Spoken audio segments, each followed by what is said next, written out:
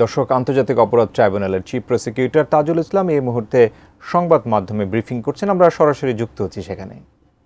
যে আজকের প্রসিডিংস যেটা ছিল আপনারা সবাই জানেন যে সেটি লাইভ সম্প্রচারিত হয়েছে। যেহেতু লাইভ সম্প্রচারিত হয়েছে সেই জন্যে এই পুরো আজকে কোর্টরুমে যা কিছু হয়েছে সেগুলোর ব্যাপারে আমরা কোনো ব্রিফিং করা যুক্তিসঙ্গত মনে করছি না।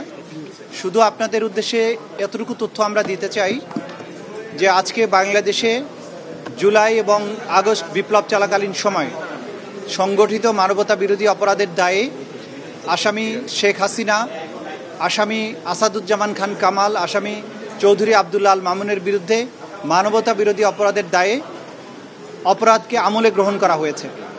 5টি অভিযোগ তাদের বিরুদ্ধে আনা হয়েছে এবং 5টি অভিযোগের ভিত্তিতে এই অপরাধকে আমলে গ্রহণ করা হয়েছে।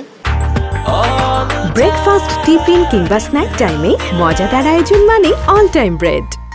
আমরা বিস্তারিত তথ্য প্রমাণাদি আদালতে তুলে ধরেছি, যেটা লাইভের মাধ্যমে আপনারা এবং গোটা জাতি এটা শুনেছেন।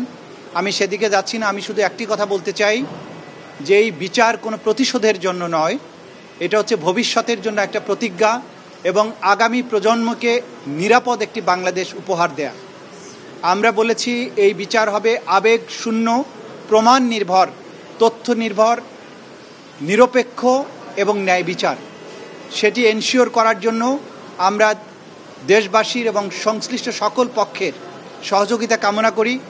বিচারের মাধ্যমে একটা সমাজে শান্তি এবং স্থিতিশীলতা প্রতিষ্ঠিত হয়।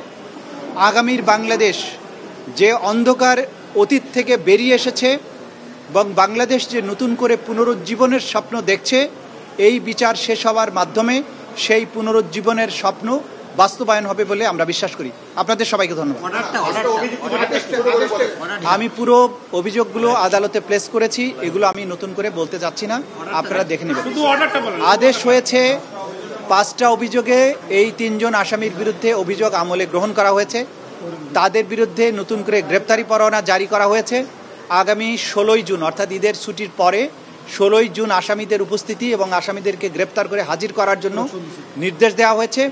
ওই দিন যদি আসামিরা উপস্থিত হন তাহলে সেদিন থেকে আনুষ্ঠানিক বিচারের প্রক্রিয়া শুরু হবে। যদি আসামি কেউ অনুপস্থিত থাকেন, আইন অনুযায়ী তাদেরকে অনুপস্থিত ঘোষণা করার একটা ব্যাপার থাকবে, সেটাও সেদিন আদালত যথাযথ আইন প্রক্রিয়া অনুযায়ী সেদিন ঘোষণা করবে।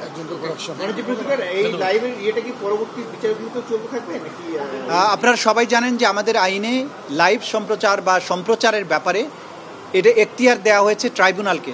ট্রাইব্যুনালের অনুমতি সাপেক্ষে যখন ট্রাইব্যুনাল মনে করবেন যে এই অংশটুকু সম্প্রচার করতে সাক্ষীর কোনো নিরাপত্তার ঘাটতি হবে না অথবা অন্য কোনোভাবে বিচারিক প্রক্রিয়ার প্রভাব পড়বে না, তখনই তারা অনুমতি দিবেন।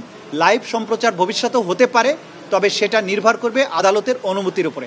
যখনই আদালত অনুমতি দিবেন তখনই আমরা চেষ্টা করব এটা লাইভ করার জন্য। Thank you. 5টা অভিযোগের ব্যাপারে আমি বারবার বলেছি, সেটা আদালতে বলা হয়ে গেছে, নতুন করে আর বলছি না। ধন্যবাদ আপনাদের সবাইকে। ধন্যবাদ।